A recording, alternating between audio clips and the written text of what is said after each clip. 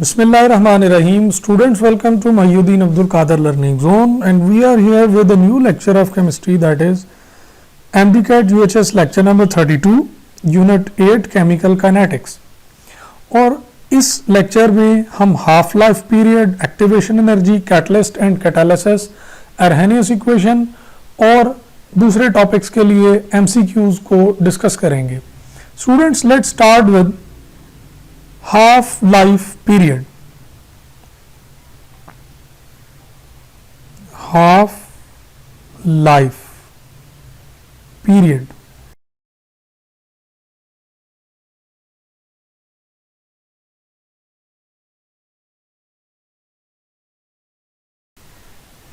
Half life period is time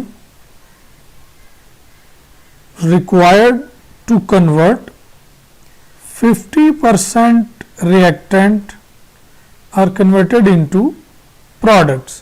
और students, और भी ज़्यादा अच्छा या इफेक्टिव आइडिया ये है कि 50% रिएक्टेंट लेफ्ट बिहाइंड, यानी 50% बच गए. आप जब क्वेश्चन सॉल्विंग हिंट की बात करेंगे तो आप इस सेकंड वाले को यूज करें तो ये ज़्यादा इफेक्टिव होगा आपके लिए. स्टूडेंट्स, हाफ लाइफ पीरियड का रिलेशनशिप विद इट्स ऑर्डर क्या है वो लिख रहे हैं. Half life for nth order of reaction is inversely proportional to initial concentrations power n-1. Students, यहां पर A इनिशियल कंसंट्रेशन है, इनिशियल कंसंट्रेशन, यहां पर n ऑर्डर ऑफ रिएक्शन है, ऑर्डर ऑफ रिएक्शन. ये दो बातें हो गई. अब हमें one by one first order, second order, third order, इन सब के लिए ये रिलेशनशिप्स लिखने हैं. We write it as half life for first order is inversely proportional to A's power 1 minus 1. और स्टूडेंट्स, 1 minus 1 0, A की पावर 0, इट मीन्स ये concentration पर डिपेंडेंट नहीं है. Half life for first order is equal to 0.693 over K. ये relationship कहां से आया स्टूडेंट्स? ये हमारे सिलेबस में नहीं है कि हम इसकी डेरिवेशन करें, ये BSc लेवल पे होता है. बहरहाल आपको ये रिलेशनशिप पता होना चाहिए. फॉर फर्स्ट ऑर्डर हम लिख चुके, फॉर सेकेंड ऑर्डर लिखते हैं. Half life for second order is 1 over A's power 2 minus 1. ये सेकेंड ऑर्डर है ना, तो ये 2 minus 1 होगा. Students, half life for second order is equal to 1 over Ka. अब half life for third order, half life for third order is 1 over A's power 3 minus 1. तो ये A की पावर 2 बची, inversely proportional to concentrations per 2, 1.5 over Ka square. Students, ये हमने relationship लिख दी है. अब मैं जीरो का भी लिख देता हूं. For zero order half life is inversely proportional to A's power 0 minus 1. Students, ये -1 पावर बन जाएगी और जब ये ऊपर जाएगी तो ये +1 हो जाएगी, यानी डायरेक्टली प्रोपोर्शनल है. Half life for zero order reaction is equal to A over 2K. Students, directly proportional to the concentration है. अब आप एक दफा दोबारा से रिवाइज कर लें कि half life of first order is not dependent on initial concentration. Half life of second order is inversely proportional. Second is third order is inversely proportional to the square of concentration, and zero order is directly proportional to the initial concentration of reactants. Students अब इसके related MCQs करते हैं. 25% of reactant is left behind in 90 minutes. What is half life for first order?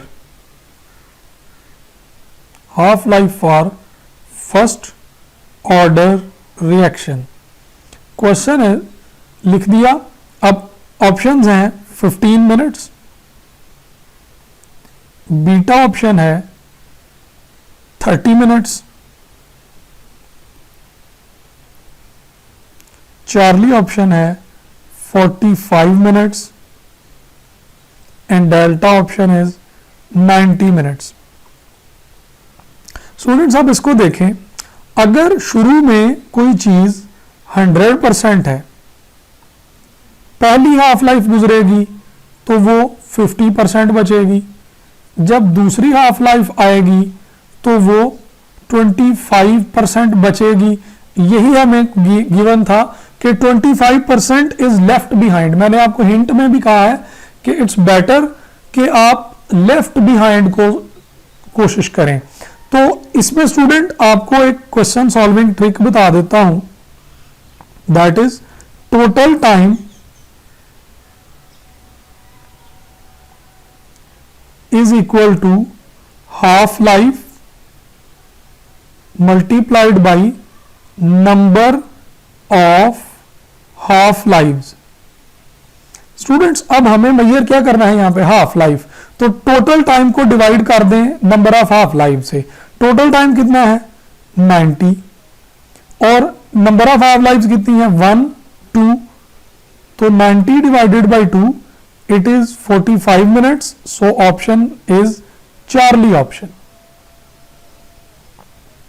Next question है half life for first order reaction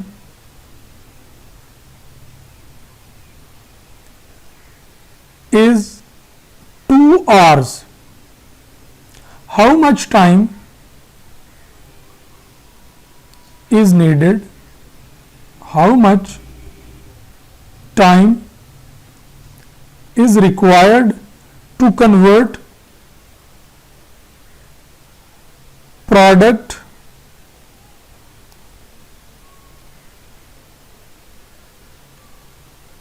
how much time is required to convert it into product so that 1/64 time reactant left. 1/64 time reactant बचे तो कितना time लगेगा? It take 2 hours. Beta it take 6 hours. Charlie it take 16 hours और it take 12 hours. Students 1/64 time बचा तो इसको कैसे देखेंगे? 1 पहली हाफ लाइफ पे ये 1/2 बचा, दूसरी हाफ लाइफ पे ये 1/4 बचा, फिर 1/8 बचा, 1/16 बचा, 1/32 बचा और उससे भी नेक्स्ट हाफ लाइफ पे ये 1/64 बचा. तो students 1 2 3 4 5 and 6 half lives are there. Half life कितनी है 2 hours. Multiply it with number of half lives so it becomes 12 hours. Option is option delta.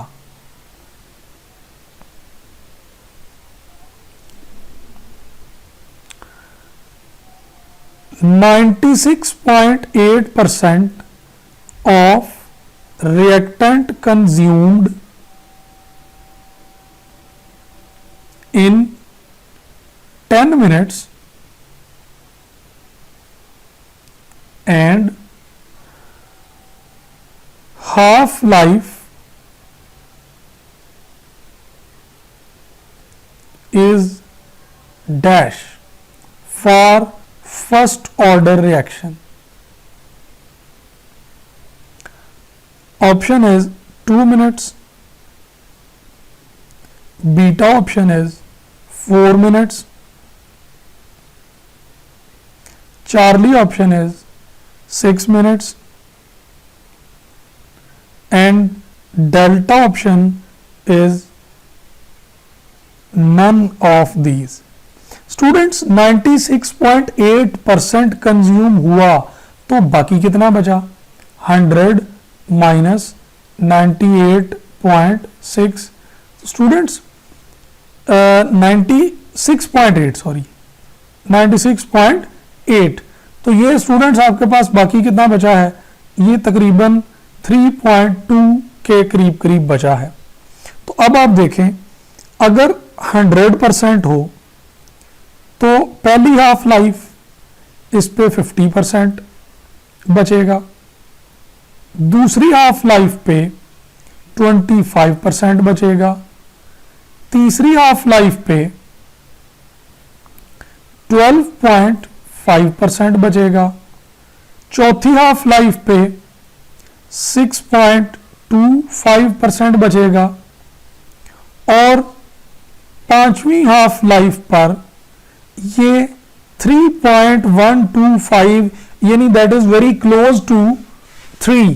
तो अप्रोक्सीमेटली आपने ये बाकी बचा लिया 3.2% अप्रोक्सीमेटली. तो अब स्टूडेंट्स आपके पास हाफ लाइफ्स कितनी आ गई? 5. टोटल टाइम कितना है? 10 divided by half lives, then you get 2 minutes. Option is option alpha. Half life के रिलेटेड एक और एमसीक्यू देखें. Concentration of reactant is double, half life become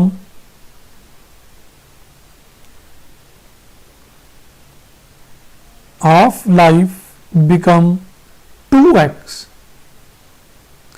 from 50 minutes to 100 minutes. What is order of reaction?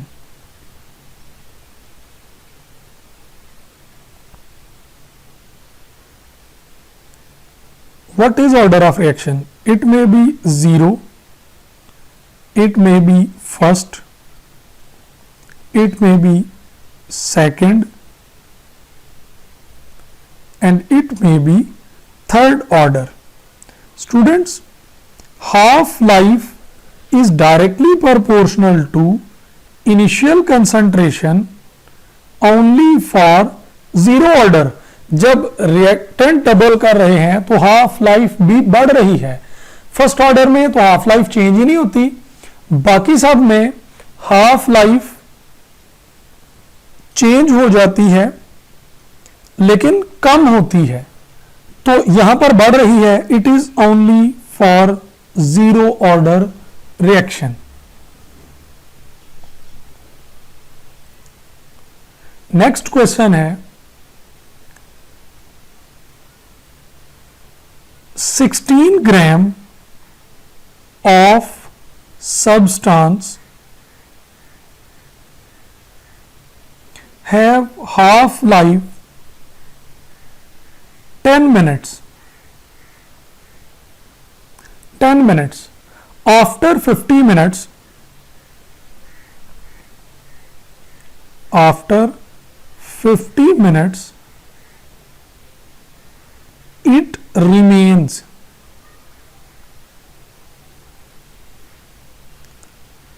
dash ग्राम. और ये भी question है first order का. ये भी क्वेश्चन है फर्स्ट ऑर्डर का. Option is 4 gram beta, 2 gram Charlie, 0.5 grams delta, none of these options. Students अगर शुरू में 16 ग्राम है पहली हाफ लाइफ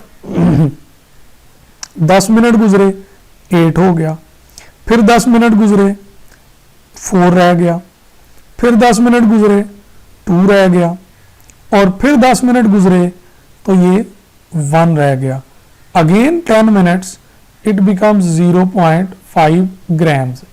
तो 16 ग्राम से शुरू हुए थे, 0.5 पे पहुंच गए। 1 2 3 4 5 हाफ लाइफ है, टोटल 50 मिनट्स हो गए ना students. So option is option Charlie. Next question है 93.5% is consumed reactant is consumed after 40 minutes when half life is 3 seconds. What is value of K? What is value of K?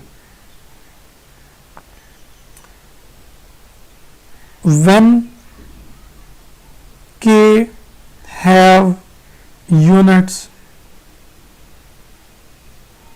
as second inverse. Option is 1.0395 beta, 0.231 Charlie is 0.342 and delta is 2.31। Students हमें ये नहीं पता कि ये कौन सा order of reaction है, हमें इसका हिंट ढूंढना है।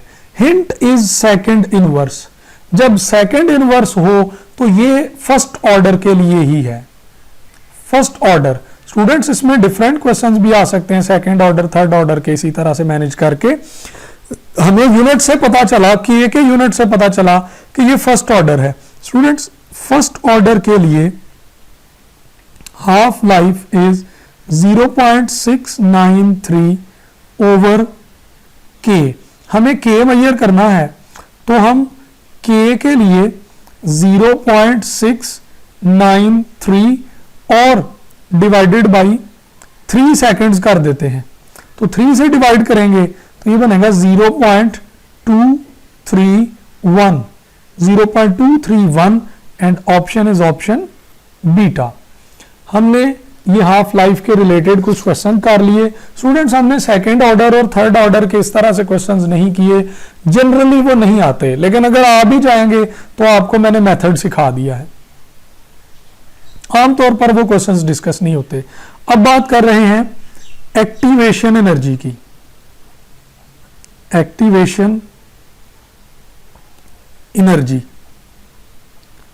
Amount of energy required for effective cooling, minimum amount of energy that is necessary for a molecule to react, it is called as activation energy। EA से इसको ज़ाहिर करते हैं।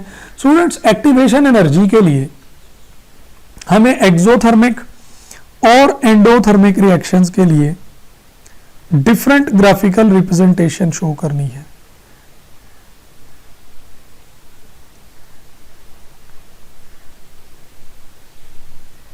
It is for exothermic and second is for endothermic। Students y axis पे potential energy है और x access reaction coordinate है। हम यहां पर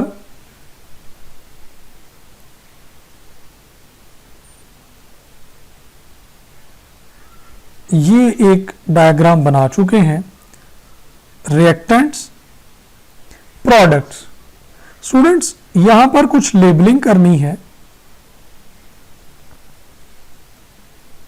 it is AC activated complex, या इसको हम बोलते हैं TS ट्रांजिशन स्टेट। अब इसके अपोजिट रिएक्टेंट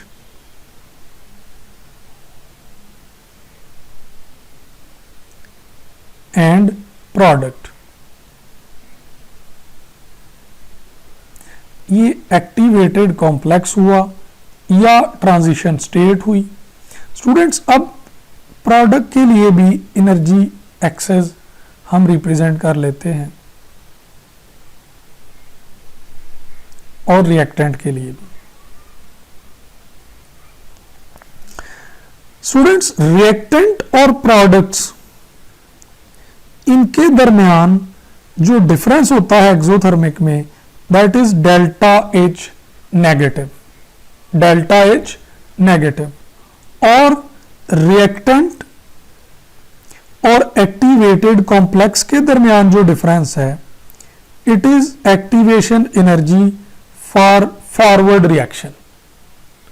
और प्रोडक्ट और एक्टिवेटेड कॉम्प्लेक्स के दरमियान जो डिफरेंस है वो है activation energy for reverse reaction. अब यही सारा कुछ हम दूसरी तरफ भी मेंशन करते हैं। प्रोडक्ट और रिएक्टेंट, इन दोनों में जो डिफरेंस है वो पॉजिटिव डेल्टा एच है, डिफरेंस ऑफ एनर्जी। ये उसी रिएक्शन का बिल्कुल इनवर्स ले रहे हैं ना। अब एक्टिवेशन एनर्जी रिएक्टेंट से लेकर एक्टिवेटेड कॉम्प्लेक्स तक, activation energy for forward reaction, और प्रोडक्ट से लेकर एक्टिवेटेड कॉम्प्लेक्स तक activation energy for reverse reaction है। ये हमने कुछ चीजें रिप्रेजेंट की हैं। अब हम इनको क्वेश्चंस में कन्वर्ट करने की कोशिश करते हैं। स्टूडेंट्स, क्वेश्चन ये है, activated complex have energy higher than alpha reactants, beta products, Charlie, both reactants and product, delta, none of these। Students, अब आप वापस इस रिप्रेजेंटेशन को देखें। Activated complex on left side, इसका एनर्जी लेवल ज्यादा है from reactants and from products. और राइट साइड पे आए एंडोथर्मिक के लिए, यहां पर भी जो एक्टिवेटेड कॉम्प्लेक्स है उसका एनर्जी लेवल ज्यादा है from reactants and products. So option is option Charlie, it is higher, is from both from reactant and from product. Second question is an endothermic reaction, endothermic reaction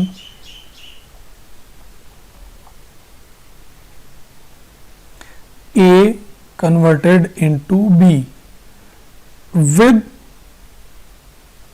activation energy 15 kilojoule and enthalpy of reaction equal to 5 kilojoule per mole. What is activation energy for reverse reaction? What is activation energy for reverse reaction? It is 20, it is 15, it is 10, delta it is 5।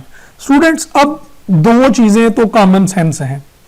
अब आप ये देखें, वापस इधर आए, जो exothermic है उसकी एक्टिवेशन एनर्जी ऑफ फॉरवर्ड कम है और एक्टिवेशन एनर्जी ऑफ रिवर्स ज्यादा है, और जो एंडोथर्मिक है उसमें एक्टिवेशन एनर्जी फॉर फॉरवर्ड ज्यादा है और एक्टिवेशन एनर्जी फॉर रिवर्स कम है।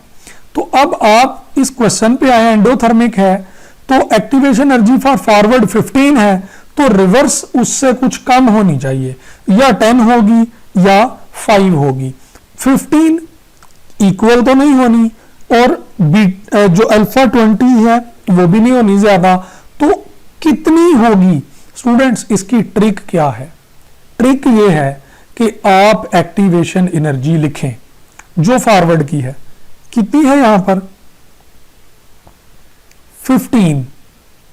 अब आप इंथाल्पी के सिंबल को अपोजिट कर दें और इसमें ऐड कर दें।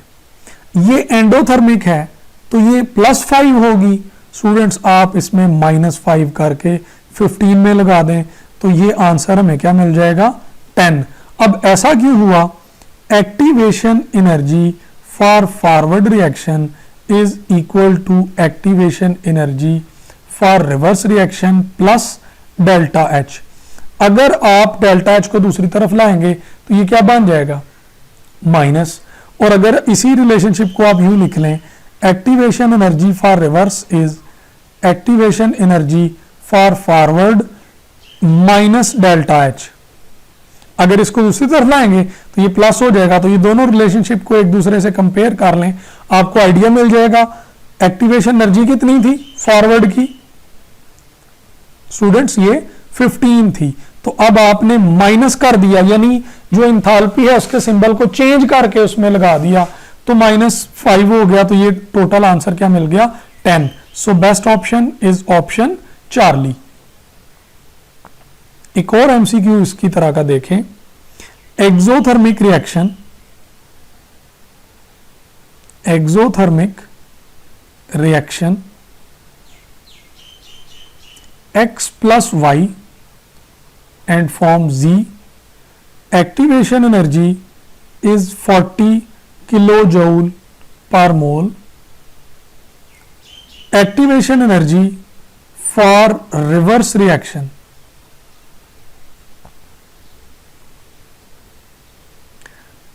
alpha 20, beta 30, Charlie 40 and delta option 50।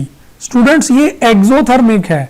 अगर इसकी एक्टिवेशन एनर्जी फॉरवर्ड, स्टूडेंट्स इसमें फॉरवर्ड रिवर्स मेंशन नहीं किया गया, कहा गया है रिवर्स बताएं, तो फिर जो गिवन है वो ज़ाहिर है फॉरवर्ड है।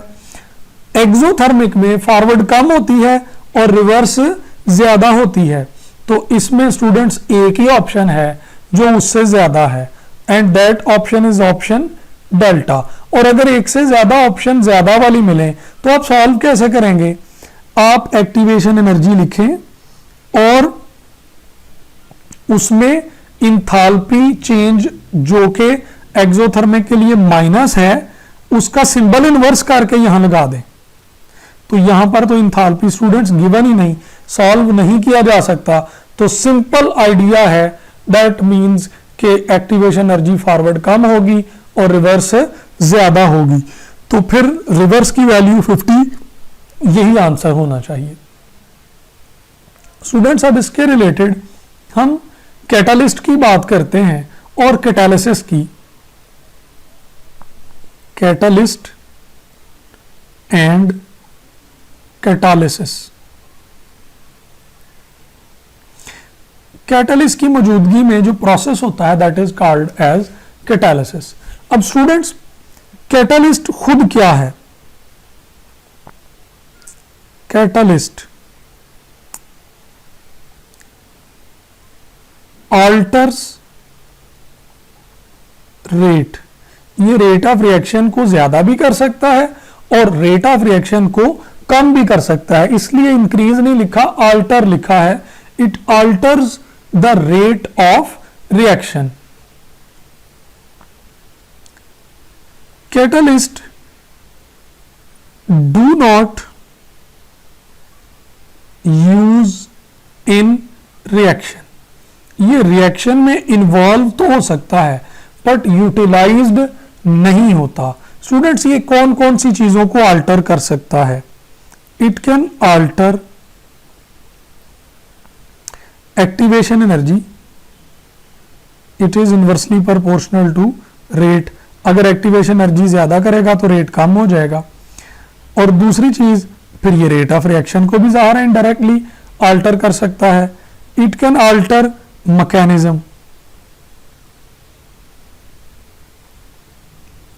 it can alter the energy level for transition state or activated complex। वो कैसे ये करेगा, इस पे डिस्कस करते हैं। डू नॉट चेंज, इसके लिए भी कुछ पॉइंट्स लिखें। ये चेंज नहीं करता किसको, के सी को, इक्विलिब्रियम कांस्टेंट को। ये चेंज नहीं करता इक्विलिब्रियम पोजीशन को। स्टूडेंट्स ये मैं इक्विलिब्रियम में बड़ी डिटेल से बता चुका हूं, यहां पर जस्ट एक आइडिया दे रहा हूं। ये चेंज नहीं करता यील्ड को, और ये रेट को, एक्टिवेशन एनर्जी को और मैकेनिज्म को चेंज करता है। अब आप कैटलिस्ट की वर्किंग के बारे में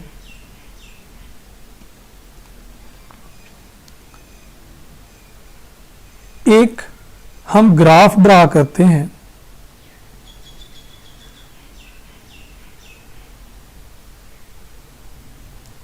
reactant X axis reaction axis है और वाई एक्सेस पोटेंशियल एनर्जी है, रिएक्टेंट एंड प्रोडक्ट्स।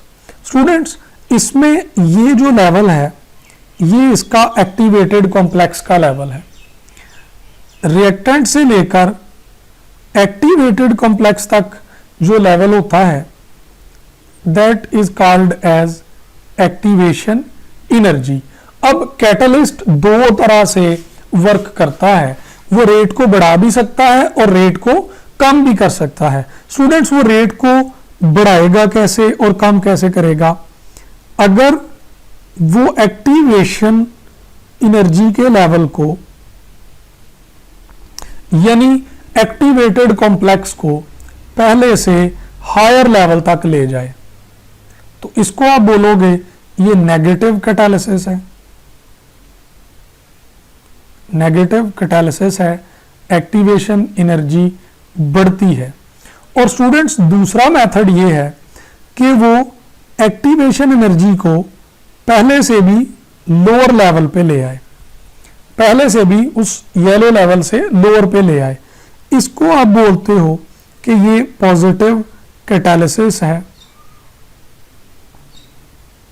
और एक्टिवेशन एनर्जी को कम कर रहा है। और activation energy inversely proportional to rate of reaction होती है। तो फिर हमें यहां से ये भी आइडिया मिला कि एक्टिवेशन एनर्जी बढ़ने से रेट कम होगा और एक्टिवेशन एनर्जी कम होने से रेट ऑफ रिएक्शन ज्यादा हो जाएगा। तो स्टूडेंट्स एक ये आइडिया था। फिर एक और आइडिया है, उसको भी आप अच्छे तरीके से समझ जाएं कि ये कैसे एक्टिवेशन एनर्जी को चेंज करता है।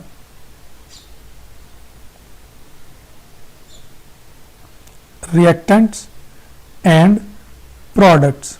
स्टूडेंट्स ये उस रिएक्शन को एक से ज्यादा स्टेप्स में कन्वर्ट कर सकता है, ए बी। अब जाहिर है इनको ऐसे स्टेप में कन्वर्ट किया है कि उनकी एक्टिवेशन एनर्जी कम हो गई है तो फिर रेट ऑफ रिएक्शन ज्यादा हो गया है। तो फिर इसका मतलब ये हुआ कि कैटालिस्ट वर्क कैसे करता है, चेंज मैकेनिज्म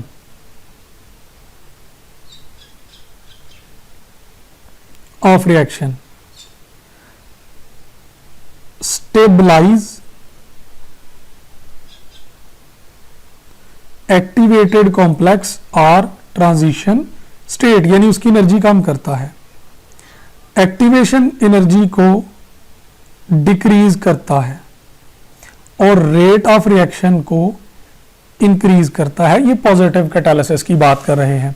स्टूडेंट्स ये एक आइडिया था कि कैटलिस्ट कैसे वर्क करता है। इसके रिलेटेड कुछ एमसीक्यू अब लगाते हैं, like CH3COOC2H5 plus H2O,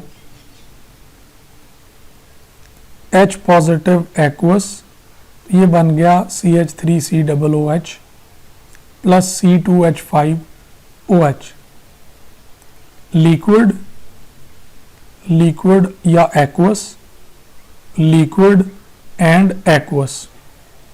beta option लिख रहे हैं 2SO2 plus O2 both gases.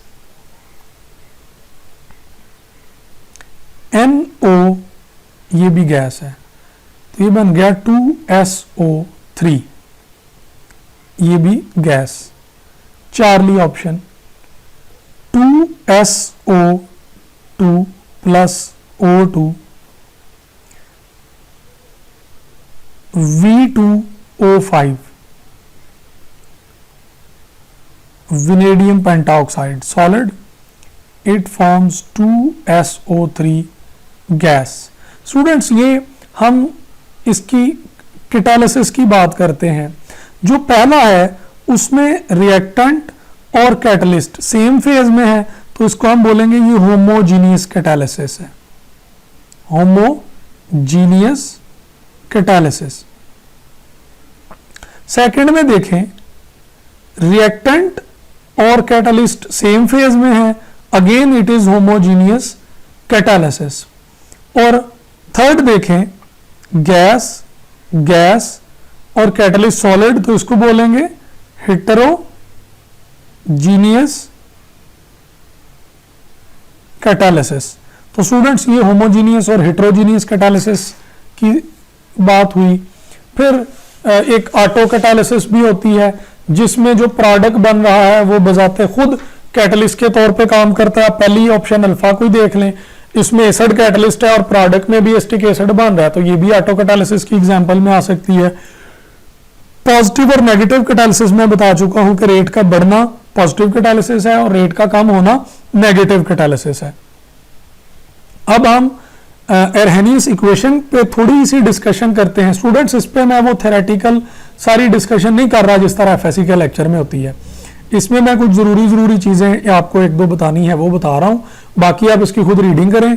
उसके बाद मैं आपको काफी सारे एमसीक्यूज करवा देता हूं और ये यूनिट वाइंड अप कर रहे हैं। एरहेनियस इक्वेशन है K equal to A E minus EA over RT, ये पावर ऑफ E है।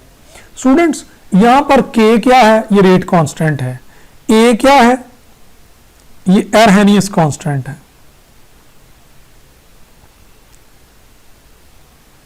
कांस्टेंट,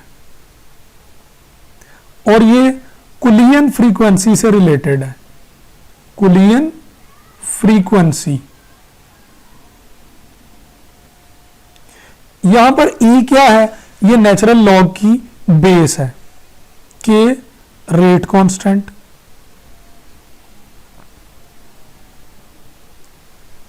और E base for log natural. Students इसमें मैं आपके लिए क्वेश्चन लिख रहा हूं and that is very interesting question.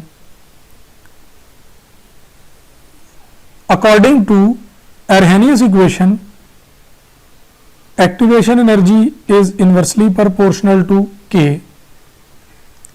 Beta, temperature is directly proportional to K. Charlie, temperature is directly proportional to rate. Delta, all correct. बताएं इनमें कौन से रिलेशनशिप्स करेक्ट हैं। स्टूडेंट्स अगर आप इसी इक्वेशन को देख लें, K is equal to A minus EA over RT, तो इसको समझने के लिए आप ये लिखें कि K is equal to A over EA over RT। यहां पे R आइडियल गैस कांस्टेंट है, T टेम्परेचर है, EA एक्टिवेशन एनर्जी है। स्टूडेंट्स अब आप ये समझें, अगर एक्टिवेशन एनर्जी बढ़ी तो पावर बढ़ जाएगी, अगर पावर बढ़ी तो E की वैल्यू बढ़ जाएगी, E की वैल्यू बढ़ी तो K की वैल्यू कम हो जाएगी, तो फिर एक्टिवेशन एनर्जी बढ़ने से K कम हुआ, तो इनवर्सली प्रोपोर्शनल पहला रिलेशनशिप बिल्कुल ठीक है स्टूडेंट्स, अगर टेम्परेचर बढ़ा, वो डिनोमिनेटर में है, तो पावर छोटी हो जाएगी, पावर छोटी हो जाएगी तो E की वैल्यू छोटी हो जाएगी, और E इनवर्स है विद K, E छोटी होगी तो K बड़ा हो जाएगा, तो फिर टेम्परेचर के बढ़ने से K बड़ा, ये भी ठीक हो गया। और temperature directly proportional to rate of reaction, इसके हम पिछले लेक्चर में एमसीक्यूज कर चुके हैं। So best option is option delta. इन रिलेशनशिप से आप अवेयर रहें। क्वेश्चन है, potential energy diagram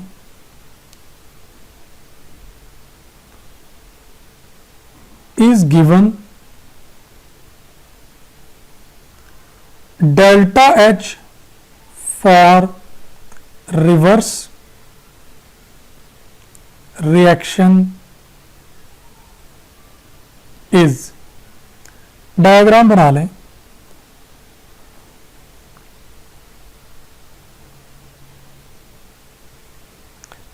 reactants, products,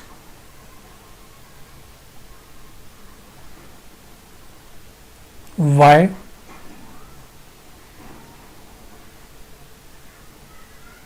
x.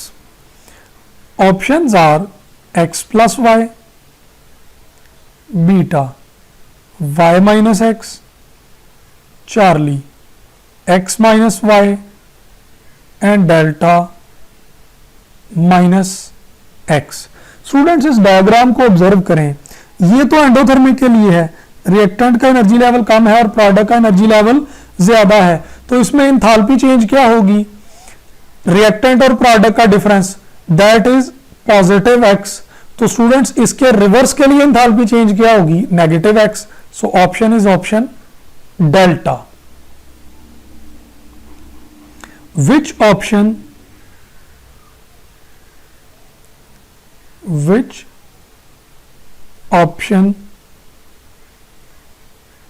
is pseudo first order?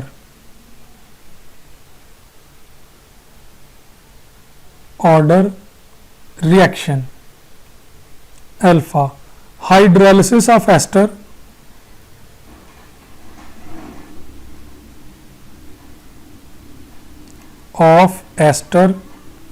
in acid. Beta, inversion of sugarcane,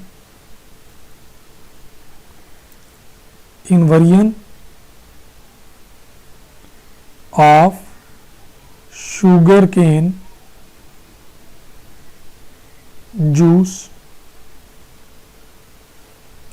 Charlie, decomposition of ozone,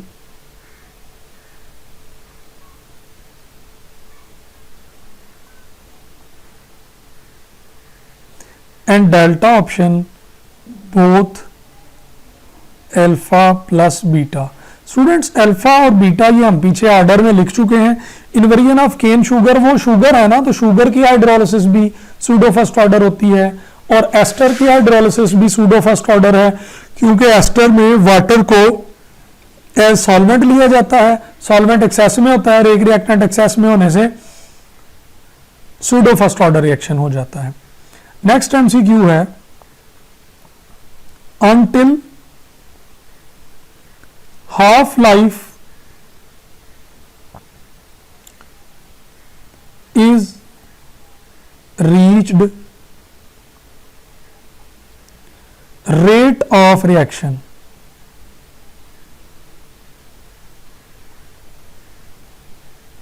students rate of reaction को क्या होगा, ये decrease होगा, बीटा ये इंक्रीज होगा, चार्ली ये कांस्टेंट होगा,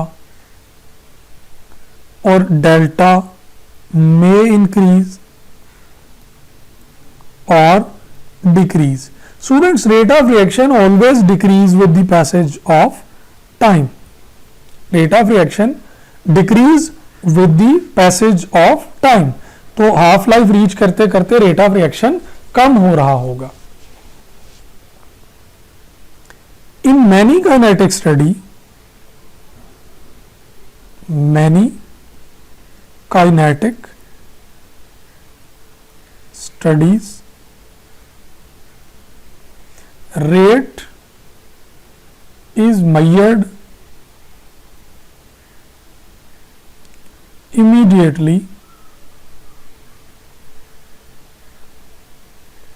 after mixing of reactants. उसकी वजह क्या है? Intermediate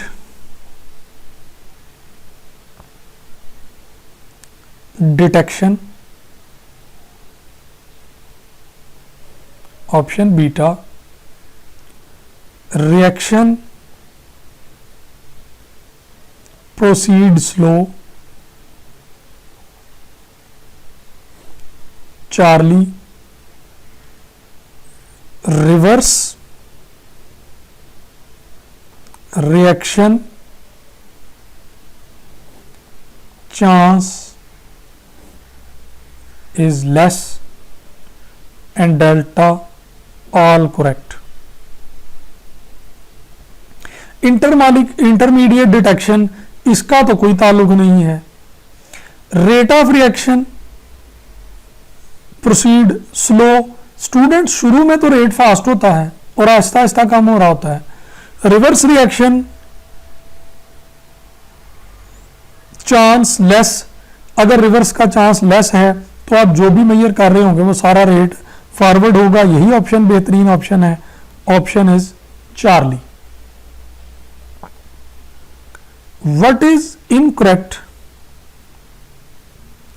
incorrect about zero order reaction. Zero order reaction के लिए क्या इनकरेक्ट है? Alpha, it is photochemical.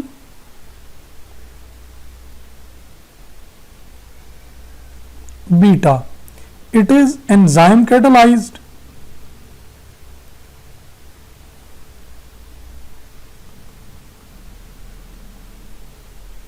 Charlie, rate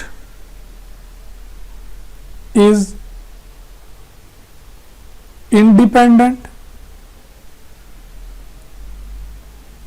of concentration. Option delta is radioactive decay.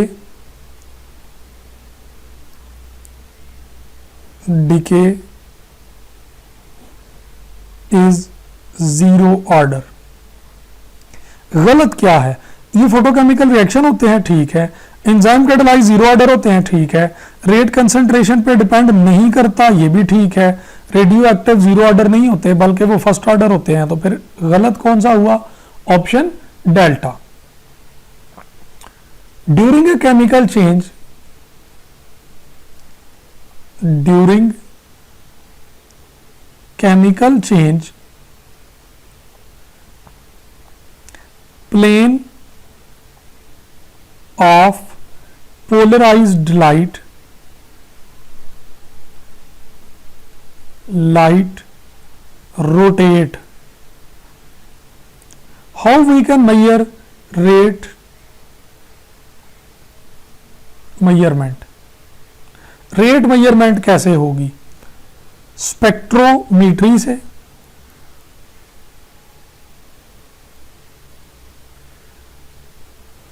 Beta option electrical conductance से,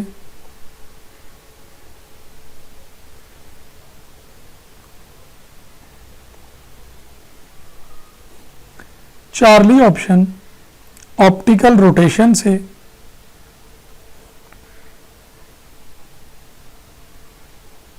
and delta डायलैटोमेट्रिक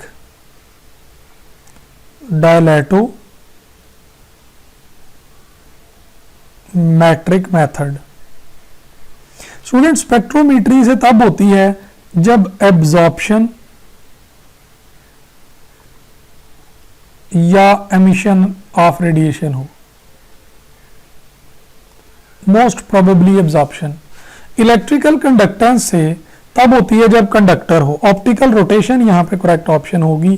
और अगर आपके रिएक्टेंट या प्रोडक्ट में वॉल्यूम चेंज आए delta we,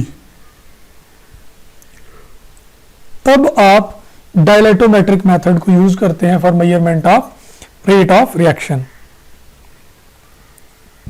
in auto catalysis,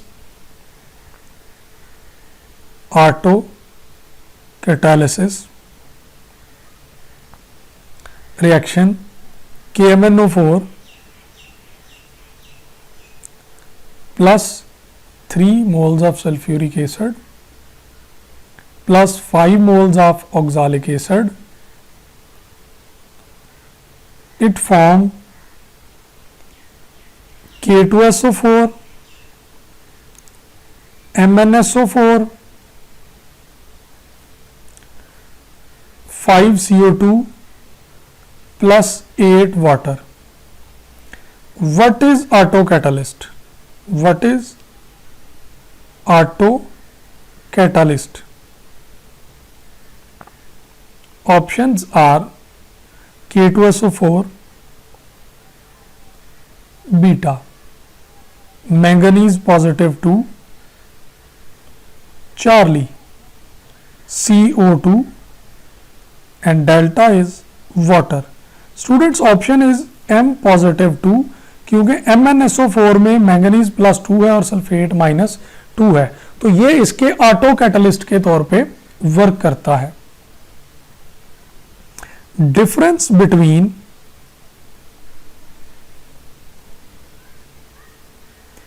energy of reactant and activated complex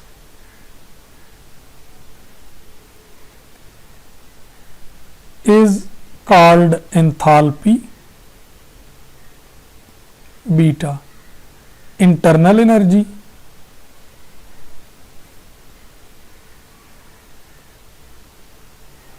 Charlie, activation energy, and delta kinetic energy. It is very simple, it is activation energy. ये हमने काफ़ी दफ़ा ड्रा किया है कि रिएक्टेंट से एक्टिवेटेड कॉम्प्लेक्स तक जो डिफरेंस होता है वो एक्टिवेशन एनर्जी है। Rate of exothermic increase by all except, हर काम करने से रेट ऑफ रिएक्शन बढ़ता है सिवाय टेम्परेचर इंक्रीज के, वॉल्यूम इंक्रीज से, चार्ली सरफेस एरिया इंक्रीज से, and delta concentration of reactant के इंक्रीज से। तो students, option is beta, volume. Volume का रेट से कोई ताल्लुक नहीं है, कंसंट्रेशन के साथ ताल्लुक है, बट जीरो ऑर्डर में नहीं होता।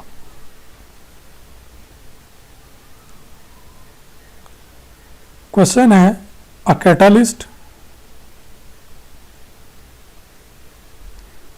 work by decreasing activation energy, beta, provide different mechanism or pathway, Charlie, form stable transition state, and delta all of these, and correct option is all of these. Stable कर देता है activated complex को, like ये है ना, इसका यहाँ पर एनर्जी लेवल है, तो इसको जब कम कर दिया जाएगा तो वो फिर पहले से स्टेबल हो जाएगा। स्टूडेंट्स, ये हमने इसके रिलेटेड कुछ एमसीक्यूज किए हैं। स्टूडेंट्स, अब आपको थोड़ा सा graphical representation of first order और सेकंड ऑर्डर के बारे में मैं गाइड कर दूं क्योंकि हाफ लाइव्स के रिलेटेड ग्राफ हमें ड्रा करने थे, पहले वाले लेक्चर में हमने हाफ लाइव्स डिस्कस नहीं की थी। जीरो ऑर्डर के लिए ग्राफ, जीरो ऑर्डर,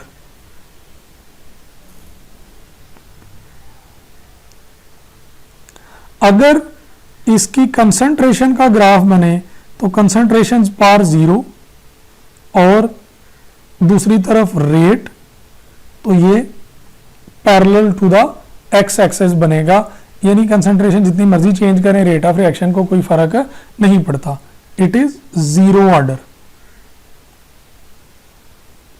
और अगर इसके लिए हाफ लाइफ का ग्राफ बनाया जाए तो जीरो ऑर्डर की हाफ लाइफ डायरेक्टली प्रोपोर्शनल होती है कंसंट्रेशन ऑफ रिएक्टेंट के, तो ये ऐसे मिलेगा। मैं यहां पे लिख रहा हूं zero order, Jio zero order. For first order,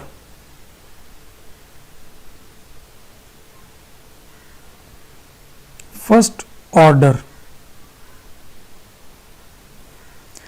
अगर आप कंसंट्रेशन यानी कंसंट्रेशन की पावर 1 होगी और रेट, तो ये अपवर्ड जा रहा होगा। It is F O means first order. और अगर आप इसकी हाफ लाइफ के ग्राफ की बात करेंगे तो स्टूडेंट्स कंसंट्रेशन की पावर 0 होगी फॉर फर्स्ट ऑर्डर, क्योंकि वो कंसंट्रेशन पे डिपेंडेंट नहीं होता, हाफ लाइफ, और ये आपको हाफ लाइफ का ग्राफ मिलेगा for first order reaction. Next second के लिए,